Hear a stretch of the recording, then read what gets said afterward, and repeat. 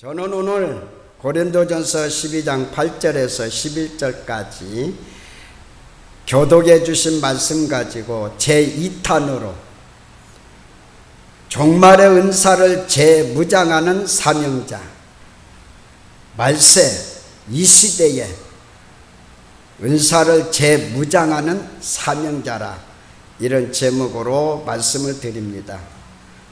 지난번에는 제1탄으로 종말의 은사를 재무장하자 해서 지혜의 말씀의 은사, 지식의 말씀의 은사, 영불별의 은사까지 했습니다. 우리는 중요한 은사들이라는 걸 아시고, 오늘 또 세 가지 은사에 대해서 말씀드릴 때 여러분들에게 더 강력하게 채워져 가고 무장되시기를 바랍니다. 은사 받지 않고는 아무 힘이 없습니다. 은사 받지 않고는 앞서갈 수가 없습니다. 7절에 유익하게 하려 함이라 그랬어요. 그러니까 공동체인 교회에서 정말 하나님의 사람들로 앞서갈 수 있는 것, 유익한 신자는 바로 성령을 통한 은사가 충만해야 됩니다. 그런 신앙, 영적임을 오늘 무장하고 더 이 어려운 시대 회복하면서 살아가기를 다시 한번 주의 이름으로 축복합니다. 할렐루야. 오늘의 시대는 작은 코로나로 전 세계가 힘겨워하고 있습니다. 세계의 중산층이 지금 엄청나게 무너지고 있습니다. 중산층이 무너지면 그 나라는 망해 왔습니다. 예를 들면 아르헨티나나 베네수엘라 산유국으로 부유했던 나라였습니다. 그의 그리스, 로마, 카나다, 페루, 러시아 등등들이 많이 무너졌습니다. 지금 현대에 와서도 우리 주변에 가까운 나라도 무너져서 회복을 못하고 있다는 이야기입니다. 우리나라는 중산층이 몇 년 전만 해도 50%에서 또는 그 밑에 40%까지 있었습니다. 지금은 코로나로 인하여 20% 이하로 수없이 무너지고 있다고 합니다. 얼마 전에 경제부총리가 국가 곳간의 재정이 텅텅 비워져 간다라고 말했다가 무엇 때문인지는 모르지만 그 다음 날에는 곳간에 가득 차 있다라고 발표했습니다. 무언가 아이러니하고 아리송했다는 느낌을 들었습니다. 우리나라는 조금 있으면 소상공인들이 중산층인데 60%에서 65%가 무너진다라고 신문이나 매스컴을 통해서 말하고 있습니다. 그래서 소상공인들의 외침이 있습니다. 이들은 도와달라는 것이 아니라 살려달라고 외치고 몸부림치고 있습니다. 중산층이 무너지면 부유층과 서민층만 남게 되는 것입니다. 그러면 꿈을 가지고 나아가는 20대, 30대, 40대들은 산산조각이 납니다. 살기가 힘들어집니다. 이런 걸 우리들은 시대의 변천 과정을 알고 내가 그리스도인으로 하여야 할 일이 무엇인가, 성경 말씀으로 들어와서 시대를 알고 분별하며 지혜롭게 살아가야 된다는 이야기입니다.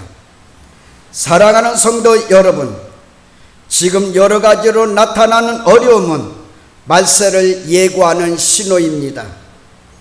이런 시대의 성도라면 먹고 마시고 입고 사는 것도 중요하지만 더 시급하고 중요한 것은 알아야 된다는 것입니다. 그것은 영적인 문제입니다. 영적인 문제는 시대가 변하고 역사가 변하고 문화생활이 변해도 다시 초대교회 시대로 돌아가서 성령 충만과 그 가운데 나타나는 은사 충만의 회복인 것입니다. 그래서 저는 계속해서 성령 충만하라, 다시 회복되어라, 그리고 성령을 통하여 나타나는 은사를 다시 찾으라, 다시 무장하라고 외치고 있습니다. 한국교회와 목회자들과 성도들이 코로나로 인하여 한탄만 할 것이 아니라 다시 초대교회로 돌아가야 산다고 뭉쳐야 합니다.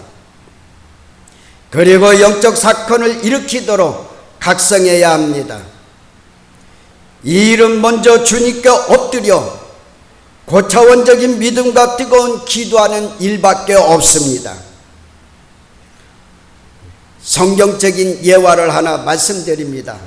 성경에 지은 73편에 가보면 지은이가 아삽이라는 사람이 나옵니다. 이 아삽은 다윗과 동시대의 인물이며 교회 성전의 성가대 대장이었습니다.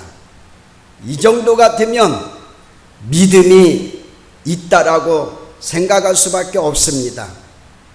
근데 이 아삽이라는 사람이 슬럼프에 빠집니다. 무엇 때문에 빠질까요? 시편 73편 아까 얘기한 거기를 쭉 읽어보면 3절에 가서 악인들이 잘 되고 악인들이 형통하고 왜 악인들은 잘 됩니까? 이렇게 원망과 불평을 하나님 앞에 늘어놓습니다. 신앙이 그래 약해집니다. 그런데 이 사람이 시간이 점차 흐르는 가운데 자기가 잘못된 신앙을 깨닫고 회복하는 시간을 갖습니다. 그것이 바로 73편 17절에 나옵니다. 거기에 보면 하나님의 성소에 들어갈 때라야 내가 깨달았다라고 있습니다. 여러분, 우리가 세상에 살아가고 또 사람들을 만나고 볼 때에 왜 저 사람은 나보다 믿음도 없는데, 왜 저 사람은 하나님도 모르는데 저 사람은 잘 돼가고 성공하고 형통하냐, 그렇게 원망하고 불평할 때가 있어. 나도 모르는 사이에 믿음이 쭉 하얀 길로 내려갈 때가 있었습니다.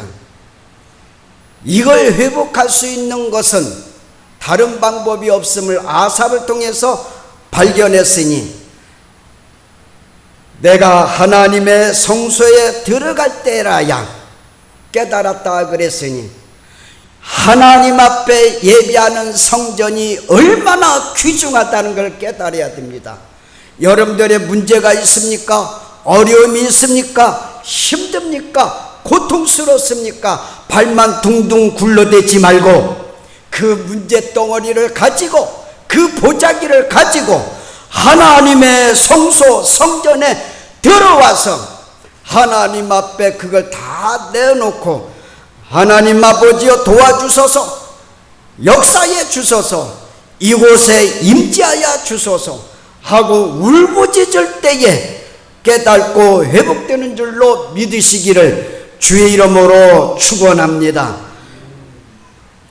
그러면 오늘 제2탄에 세 가지 은사를 합쳐서 대지를 잡아보는데 하나님의 능력을 표현하는 권능의 은사라 그랬습니다. 제1탄의 일대지에서는 하나님의 생각을 표현하는 마음이라고 얘기했습니다. 그러면 오늘은 하나님의 능력을 표현하는 권능의 은사가 믿음의 은사, 병 고치는 은사, 능력 행함의 은사, 얼마나 좋게 생각합니까 신자들이요. 믿음의 은사는 우리가 예수를 믿는다는 것과 믿음의 은사는 다른 것입니다. 여기에 믿음의 은사는 일반적인 믿음인 내가 예수를 믿어 구원받았다고 하는 하나의 저차원적인 믿음과 다르다는 거예요. 여기는 믿음의 은사는 성령의 강력한 충만 속에 나타나는 믿음의 은사이기 때문에 고차원적인 은사라는 이야기입니다. 왜냐하면 이 믿음의 은사가 오게 되면 내 마음이 기쁨이 넘칩니다. 감격합니다. 평화스럽습니다.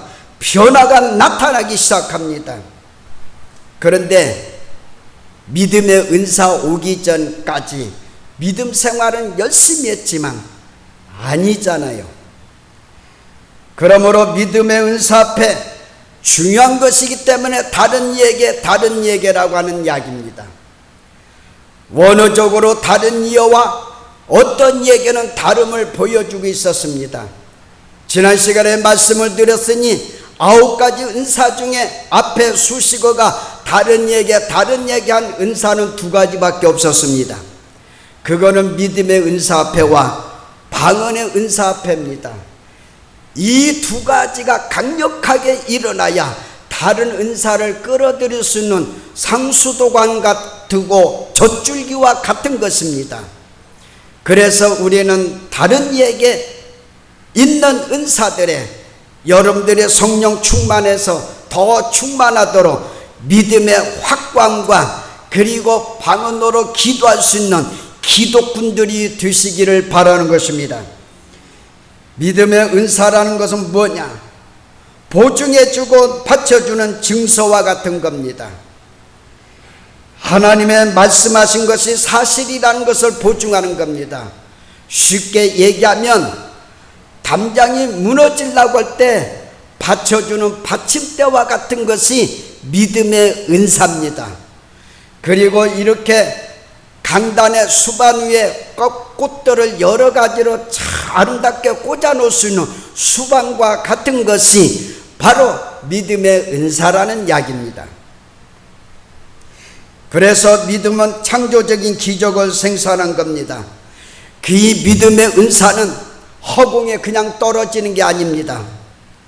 오직 성령 충만해야만이 믿음의 은사가 나타난 것입니다. 성령의 감동으로 가지고 하는 것보다 감동에서 한 차원 나아가 성령 충만, 불같은 성령이 강력하게 일어났을 때라야 믿음의 은사가 온다는 것입니다. 이 은사 받으면 얼마나 행복한지 알 수가 없습니다. 그러면 이 믿음의 은사가 나타나면 하는 일이 있습니다. 이 은사가 와야만이 되는데 이 은사는 어떤 일을 하느냐? 살리는 일을 합니다. 요한복음 11장 23절부터 보면 살리는 일들을 해줬어요. 그래서 이 은사가 오기 전엔 살리는 역사, 힘을 발휘할 수가 없습니다. 맨 부정적이고 비판적이고 그리고 이제 열등감에 사로잡혀 있습니다. 절대 사람을 살릴 수 없습니다. 죽어가는 영혼을 바라봐도 살릴 수가 없습니다. 다만 혼자 교회 가는 것도 얼마나 힘드는데 저 사람까지 전도해서 어떻게 교회를 인도하냐? 살리는 일에 관심이 전혀 없습니다. 이러다가도 믿음의 은사가 성령 충만 가운데 오면 자기도 모르는 사이에 이게 아니다, 이건 아니요 하면서 죽어가는 영혼을 바라보며 그를 살리는 일에 앞장서게 된다는 것입니다. 그래서 믿음의 은사가 필요한 겁니다. 두 번째는 어떤 일을 하시느냐? 하나님을 기쁘게 하는 겁니다. 히브리서 11장 6절에 보면 믿음이 없인 하나님을 기쁘시게 할 수 없다고 그랬으니 이 은사가 와야만이 하나님만을, 주님만을, 성령님만을 기쁘게 합니다. 이 은사가 오기 전에는요, 누구만을 기쁘게 하는 삶을 살아가요? 자기 자신, 자기만을 기쁘게 하려고 해요. 교회 와서도 이런 사람들은 자기를 알아주기만을 원하고 있고 자기를 드러내기를 원하고 있습니다. 그러나 믿음의 은사가 오게 되면 나를 초월해서 하나님, 우리 예수님, 성령님만을 기쁘게 하는 걸로 변화된다는 사실을 깨달으시기 바랍니다. 그 다음에 세 번째, 주의 일에 힘쓰게 됩니다. 고린도전서 15장 58절 중반절 그리고 16장 10절 하반절에 보면 믿음의 은사를 힘입을 때, 믿음을 가졌을 때만이 주의 일에 힘쓰는 자가 된다는 이야기입니다. 아무리 담임 목사님이 주의 일에 열심히 하십시오, 힘쓰십시오, 저차원적인 예수 믿는 그 믿음 분량밖에 없으면, 아이고 목사님 나를 몰라서 그래요, 힘들어요, 내 사정 알 수 모르잖아요,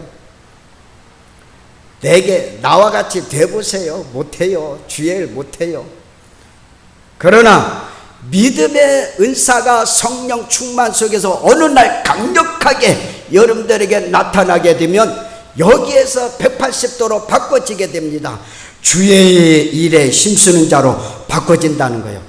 아, 그래서 목사님이 주의 일에 힘쓰라 힘쓰라 힘쓰라고 외쳤구나라고 하시는구나 하고 그때 깨달아서 할렐루야 할렐루야 그럽니다.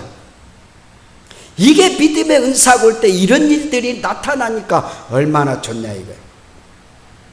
믿음의 은사를 힘입어서 앞으로 믿음에 찬송하십시오. 믿음의 은사를 힘입어 믿음으로 기도하십시오. 믿음의 은사를 힘입어서 믿음으로 감사하십시오. 믿음의 은사를 힘입어 전도하십시오. 아멘 할 때까지 계속 올 거예요. 믿음의 은사를 힘입어 믿음으로 봉사하시고 섬기십시오. 할렐루야. 믿음의 은사 결과는 다른 거 아니에요. 배우는 일꾼으로 바꿔지는 거예요. 뭘 배워요? 영어, 수학 배우는 거예요? 말씀을, 성경을 배우는 일꾼으로 바꿔진다는 이야기야. 그 다음에 결과는 기도하는 일꾼으로 바꿔진다는 거예요. 기도하는 일꾼. 아무리 기도하라고 외쳐도 안 되는 거예요. 그렇지만 믿음의 은사가 오면 자발적으로 능동적으로 기도하는 일꾼으로 바꿔지는 거예요. 그 다음에 실천하는 일꾼. 이게 뭐요?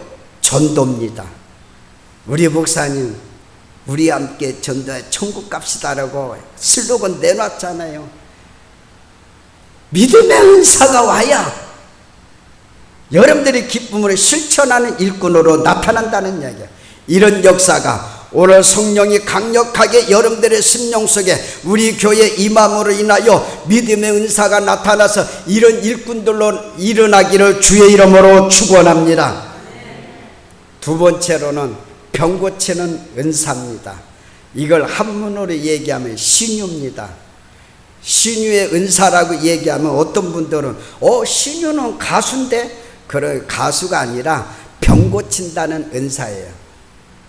믿습니까? 여기 부분을 설교할 때는요, 다녀서 보면 신자들이 귀가 다 쫑긋해요. 왜? 안 아픈 사람 없거든요. 안 아픈 사람 없어요. 근데 잘 들어요. 병 고치는 은사가 오게 되면 육신의 병만 고치는 게 아닌 거예요. 우선순위 어떤 병부터 고쳐주는가를 잘 들으셔야 됩니다. 예수님의 33년 동안의 사역은 모든 병자를 고침으로부터 시작됐습니다. 그래서 마가복음 16장 15절 18절 하반절에 보면 병든 사람에게 소문을 언젠전 나으리라. 그래서 우리 예수님은 고쳐주시는 일로 시작하여 복음 전했습니다. 그럼 병 고치는 은사는 뭐냐? 우리의 영과 육과 마음과 정신을 치료하는 것이 병 고침입니다. 그래서 복음서의 병 고침의 역사는 3분의 2가 나타났으니 얼마나 많이 나타났냐 이거예요. 신유의 은사의 종류는 크게 두 가지입니다. 직접적인 병고침의 은사와 간접적인 병고침의 은사로 나눠지는 겁니다. 직접적인 병고침 신유의 은사는 예수님이 다니시면서 병든 자에게 손을 얹어서 치료해 주신 것은 직접적인 겁니다. 그러나 간접적인 우리 예수님의 병고침의 방법을 하셨습니다. 손을 얹어 기도하지도 않으세요. 그냥 가라, 나섰다. 이게 간접적인 신유의 은사입니다. 그래서 마태복음 8장 5절부터 보면 백부장의 하인이 병들었을 때 고쳐달라고 그랬어요. 예수님이 그에게 칭찬도 하셨지만 한마디로 뭐라고 하셨어요? 가라, 내 믿음대로 될지어다 그랬어요. 갔더니 나섰어요. 이런 게 이제 신유의 은사예요. 간접적인. 요한복음 4장 46절부터 보면은 왕의 신하의 아들도 병들었어요. 와서 고쳐주세요. 이미 나았다 그랬어요. 말씀하실 때와 집에 가서 아들이 나을 시간이 똑같다 이거예요. 여러분, 그래서요, 우리가 보이는 병 고쳐달라고 기도해달라고 하는 것도요, 직접적인 신유로 하시는 경우가 있고 간접적인 신유로 하시는 경우가 있어요. 더 쉽게 얘기하면, 목사님 저 아파요, 오셔서 좀 기도해 주세요, 안수해 주세요. 교회 와서도 목사님 저 아파요, 안수 좀 해 주세요. 이래서 안수해 주고 기도해 주시는 것은 직접적인 병고침의 은사의 일종입니다.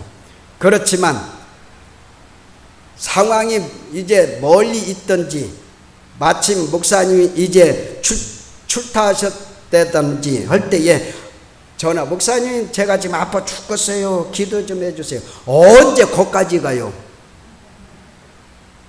언제 서울까지 가고 언제 대전까지 가고 언제 부산까지 가서 기도해 주겠냐고. 그때 목사님들이 어떻게 하라고 하는 줄 압니까? 집사님 같으면, 집사님 아픈 데다 손을 얹으세요, 전화로 기도할게요. 이래도 하나님이 치료해 주십니다. 그래 이제 전화로 기도받는 거예요. 그때의 역사가 일어나는 때가 있습니다. 이게 간접적인 신이에요. 그래서 꼭 목사님이 와서 안수만 해주면 고침받는다 그것만 생각하지 말고 간접적인 병고침의 은사도 있음을 아시고, 담임 목사님 한 시간 조금 감기만 들어도 불러드리고 귀찮게 하지 말고 그냥 믿습니다 하고 전화로, 목사님 바쁘시게 기도로만 해주셔도 저는 나을 줄로 믿습니다 하고 전화로 기도해 주세요. 얼마나 좋냐 이거요. 너희 좋고 매부 좋잖아요. 알가삼나이까 몰라삼나이까. 그러면 이렇게 병 고치는 역사들이, 병이라고 하는 것은 어떻게 나타나냐 이거예요. 우리 몸에 왜 병이 나타나냐, 뭐 때문에, 이유가 뭐냐는 거예요. 하나는 부주의로 나타납니다. 내가 부주의할 때 병이 나타나요. 예를 들어서 뭣도 모르고 다 이제 상했던 밥이든지 누룽지든지 반찬이든지 먹으면 탈나잖아요. 이건 누가 부주의한 거예요? 본인이 냄새도 못 맡으니까 부주의해서 탈나는 거 아니에요. 이게 부주의해서 나오는 병이 있어요. 두 번째로는 범죄, 죄의 까닭으로 나타나는 질병도 있습니다. 그럼 무조건 내 몸에 아픔이 생기면 무조건 죄값이냐? 그것만은 아니에요. 죄로도 오기도 하고, 그에게는 또 반대로 하나님의 일을 나타나기 위해서도 병이 생긴 겁니다. 그러니까 우리나라 사람들은 병이 조금 생기고 자녀들이 병이 생기면 옛날에 종교적이 강해가지고 샤머니즘적인 것이 강해가지고 아이고 내가 전생에 죄가 많아서 그래요. 교회 와서도 그게 안 벗겨진 신자들은요, 목사님, 내가 전생에 죄가 많아가지고요, 내가 이렇게 아파요. 거룩한 척하고 앉았잖아요. 전생의 죄로만 돌려대지 마라 이거요. 나에게 하나님이 하시는 일이 있다는 것을 요한복음 9장 3절부터 보여줬어요. 그 다음에 마귀로부터 오는 거예요. 병은 마귀로부터 온다. 히브리서 2장 14절을 보면 그렇습니다. 그 다음에 저주로 오는 거예요. 창세기 3장 17절부터 보면 저주입니다. 그러니까 어떤 것에 있든지 간에 하나님의 믿는 성도들에게는, 구원해 준 성도에게는, 하나님의 백성들에게는 하나님의 하시는 일을 나타내고자 하심이라, 하나님의 영광을 드러내게 하시기 위해서 그랬다는 것으로 긍정적인 생각, 적극적인 사고방식으로 살아가는 믿음의 성도가 되시기를 바랍니다. 할렐루야. 그러면 이런 아픔이 왔을 때 치료하는 방법은 어떻게 되느냐? 안수받으면 돼요. 야고보서 5장 14절에 안수 기도로 낫습니다. 그 다음에 말씀이 내게 왔을 때에 내 병이 낫습니다. 시편 107편 20절이나 마태복음 8장 16절에 보면 그가 말씀을 보내사 저를 고치시니 그랬어요. 예수님도 이제 병자를 고치실 때 말씀으로 나아라 그랬으니까 고쳐진 거예요. 말씀이 왔을 때 고침받습니다. 그러니까 성경 말씀 제쳐놓고 하나님 고쳐주세요, 고쳐주세요 하는 것도 조금 아니라는 이야기. 그 다음에 기도로 고침받습니다. 시편 30편 2절에 있는 말씀을 보면 내가 주께 부르짖음에 하나님이 고치셨나이다 그랬어요. 내가 주께 부르짖었다 이거요. 아픈 사람 있어요? 낑낑낑낑 거리지 말고, 왜 내가 이 신앙이 영적인 문제가 왜 이렇게 됐냐, 내가 이건 아니지 않냐, 그전에는 내가 아프기만 조금 신호가 오면 하나님 앞에 매달리고 기도했는데 지금은 타령만 하고 있지 않냐, 이건 영적인 문제가 아니냐 하면서 빨리 엎드려 회개하고 하나님 아버지 앞에 기도할 수 있는 주께 부르짖는 성도가 되셔서 주님으로부터 치유가 되시기를 주의 이름으로 축원하는 것입니다. 이 신유에 이렇게 병 고치는 은사를 주님이 주시고 고쳐주신 것은 그냥 건강하게 일평생 살아라고만 그게 목적이 아니에요. 고쳐주신 의도가 있어요. 그걸 알아야 돼요. 하나님의 영광 드러내라 이거예요. 하나님이 나를 이렇게 고쳐주셨다, 하나님이 나를 이렇게 살려주셨다, 요한복음 11장 4절처럼 얘기하라는 거예요.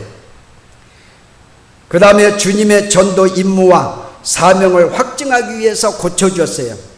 전도라고 고쳐준 거예요. 살아계신 네가 체험했지 않냐, 네가 이거 고침받은 걸 체험했지 않냐, 나가서 얘기해 줘라 이거요.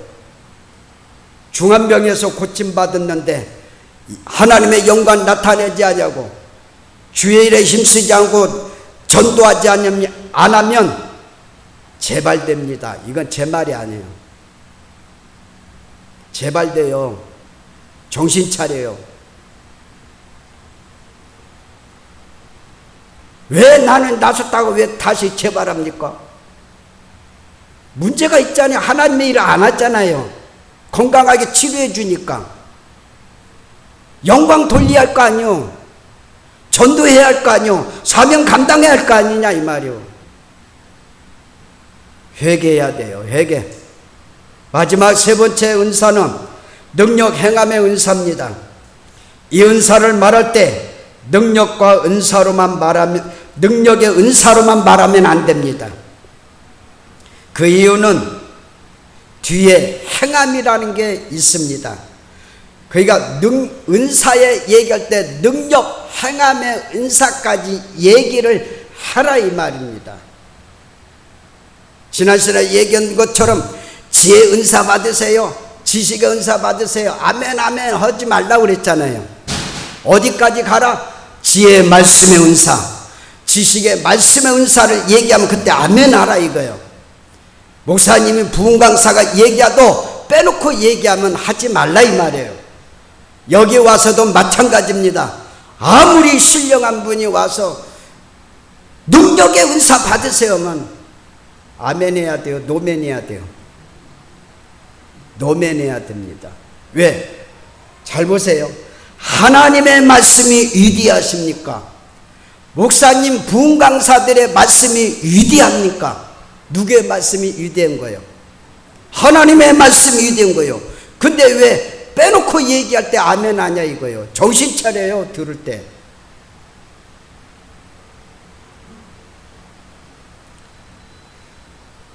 이 은사는 자연법칙의 초자연적인 역사입니다. 하나님의 말씀이 사실이라는 걸 보증해 주는 겁니다. 여러분, 능력 행함의 은사가 나타나는 행함까지 가요. 예를 보면은 모세가 홍해를 건널 때에 하나님 앞에 기도했어요. 근데 안 갈라졌어요. 언제 갈라졌어요? 움직일 때, 행할 때에, 발을 홍해 내디딜 때, 아니 지팡이로 내리칠 때, 요단강 건널 때, 디딜 때에, 행함이 따를 때에 역사가 일어났다는 이야기예요.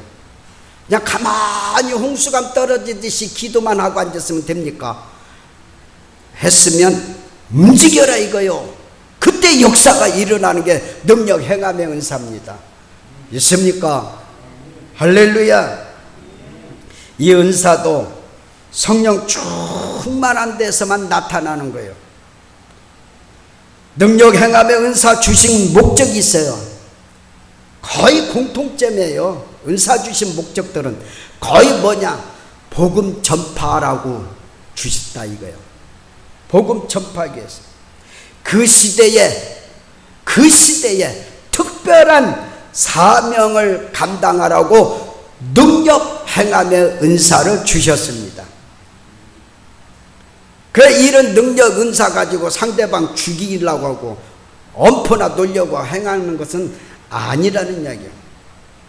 능력 행함에 있어서 하나님의 종들 구약에 보면 모세는 진리의 종이었어요. 그래서 모세는 피곤한 줄 모릅니다. 그러나 엘리야는 능력의 종이었어요. 불을 떨어뜨리고 비가 오게 하고. 그 엘리야는 피곤했어요. 그래서 능력을 행하는 종들은 지금도 피곤한 거예요. 왜? 이걸 채우기 위해서 주님 앞에 매달리는 거예요. 그리고 이 일을 행하려고 하니까 얼마나 피곤해요. 그러기에 오늘 여러분과 저는 이런 역사 은사들이 왔을 때 하나님 앞에 기쁨이 되고 영광이 되고 복음 전하는 사역자가 된다는 이야기입니다. 그런 자로 바꾸시기를 바랍니다. 결론입니다. 성령께서 은사들을 우리에게 나타나게 하십니다. 성령은 목사님 주시는 것도 아니요, 은사도 목사님이 주시는 게 아니요, 누가 주시는 거예요? 성령께서 주셔서 우리가 은사 받은 것 가지고 사명 감당하는 거예요. 근데 성령이 우리에게 은사를 주시되 카리스마라고 하는 은사를 선물을 주시는데 똑같이 주시는 게 아니야. 11절에 있는 대로 각 사람에게 나눠주시니라. 누구 마음대로? 성령님 마음대로 각 사람에게 나눠주신다 그랬어요. 성령과 은사는 그래서 따로따로가 아닌 것입니다. 따로국밥이 아니라는 이야기예요. 성령이 있으면, 성령 충만하면 은사 충만이 따라오게 돼 있고, 은사 충만하면 성령 충만이 따라온다는 이야기예요. 성령과 은사를 주시는 일은 교회 안에서 밖에 나가서 자랑하고 교만하라고 주신 것이 아니라 7절 앞에서 얘기했는데 유익하게 하기 위해서 주셨다는 이야기입니다. 사랑하는 성도 여러분, 지금 세 가지 은사, 믿음의 은사, 병 고치는 은사, 능력 행함의 은사는 서로 연결되어 있다는 거예요. 서로 연결되어 있어요. 믿음 은사, 병 고치는 은사, 능력 행함의 은사, 이 은사가 오면 힘이 불끈 쥐어지기 때문에 연결되어 있다는 거예요. 이 은사 중에 하나만 와도 힘이 넘치는 거예요. 그러니까 하나도 안 오니까 교회 와도 힘도 없고. 사도 바울은 말합니다. 모든 은사의 기원은 성령님이시라고 했습니다. 오직 주님을 섬기는 데 있다라고 말하고 있습니다. 그러므로 하나님의 주신 모든 은사들은 이론이나 논리나 기억하는 것이 아닌 것입니다. 하나님의 주신 은사는 이론으로 따지는 게 아니요, 논리적으로 말하는 게 아니요, 기억으로 되는 게 아닌 겁니다. 이거 다 버려야 돼요. 오직 체험적이에요. 실제적이에요. 그래서 우리 기독교는 체험의 기독교라는 이야기예요. 체험해야 돼요. 지금 다 불이 꺼졌습니까? 성령의 불 꺼져서 연기만 풍풍 내 심령에서 나옵니까? 은사를 하나님이 나에게 주셨는데 은사를 활용도 못하고 있습니까? 집에서든지 교회 와서든지 나에게 주신 은사를 왜 다시 회복을 시켜야 되는데 회복을 시키긴커녕 그냥이다 하고 있습니까? 그러니 악한 영과 싸울 힘이 있습니까? 마귀들과 싸울 힘이 있느냐 그 말이요. 자신과 싸워 이길 수 있는 힘이 있느냐는 것입니다. 오늘 우리는 어려운 시대라고만 한탄하지 말고 포기하지 말고 영적으로 침체된 자리에서 박차고 일어나 성경에서 보여준 초대교회로 돌아가자고 외쳐야 합니다. 지금 이런 코로나 시대이지만 다시 한국교회 안에 성도들이 초대교회로 돌아갑시다. 우리가 사는 길은 성령 충만을 받기 위해서 성경에 얘기하는 초대교회로 돌아가고 은사 충만으로 돌아가자 이거입니다. 이렇게 외치는 자가 되시기를 바랍니다. 그래야 삽니다. 주의점은 은사 받은 것을 교회에서 서로 비교하지 마세요. 내가 받은 거 은사는 이것이고 자네 받은 그 은사는 뭐요? 얘기하면 아야 뭐 그런 은사 받았냐? 나같이 병 고치는 은사 받아야지. 비교하지 말고 평가하지 말아라는 이야기예요. 하나님의 주시는 은사는 동일하고 똑같습니다. 다 하나님의 선물입니다. 그걸 믿고 하나님이 나에게 필요한 대로 주신 은사를 개발하셔서 그 은사에 힘입고 사명 감당하시기를 바랍니다. 그리고 자랑하지 말아요. 내가 받아 능력 행함의 은사 최고요. 자랑만 하지 말아요. 오히려 더 겸손히 주께 봉사하며 천국 소망을 하며 마라나다 신앙을 채워가면서 주님 만나는 그날까지 영적으로 승리하는 저와 여러분들이 되기를 주의 이름으로 축원합니다. 다같이 오늘 또 이 시간에 강력하게 기도할 때에 두 손을 꽉 쥐고 하나님 내 영적인 상태 성령 충만이 불이 꺼져가고 있습니다. 하나님 나에게 은사 주신 거 지금 이제 나타나는 게 하나도 없습니다. 다 은사도 까먹은 것 같습니다. 하나님 용서해 주시고 회개합니다. 다시 한번 성령의 뜨거운 불을 내려주시고 그 가운데 은사 주셨던 거 다시 회복시켜 달라고 주여 부르면서 동서 기도하겠습니다. 주여 주여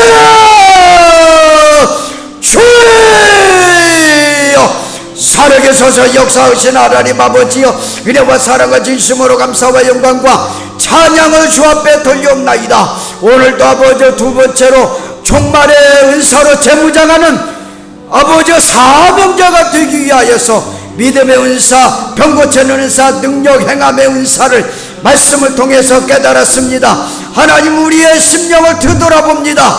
영적인 것을 뒤돌아봅니다. 한국교회를 뒤돌아봅니다. 하나님, 긍휼히 여겨주시옵소서. 긍휼히 여겨주시어서 다시 한번 한국교회가 초대교회로 돌아가게 하시고, 성도들이 초대교회 성도들로 돌아가 성령에 충만하고 의사가 충만하여 아버지의 복음 전하는 일을 사명 감당하고 하늘나라 성령 아버지 소망을 가지며 순교적인 신앙 가지고 살게 하여 우리 교회도 강력하게 이 바람이 꺼지지 않게 하여 주옵소서. 이 역사가 머물지 않게 하여 주시도록 강력하게 나타나게 하여 주시옵소서. 예수님 이름으로 기도하옵나이다. 아멘. 할렐루야.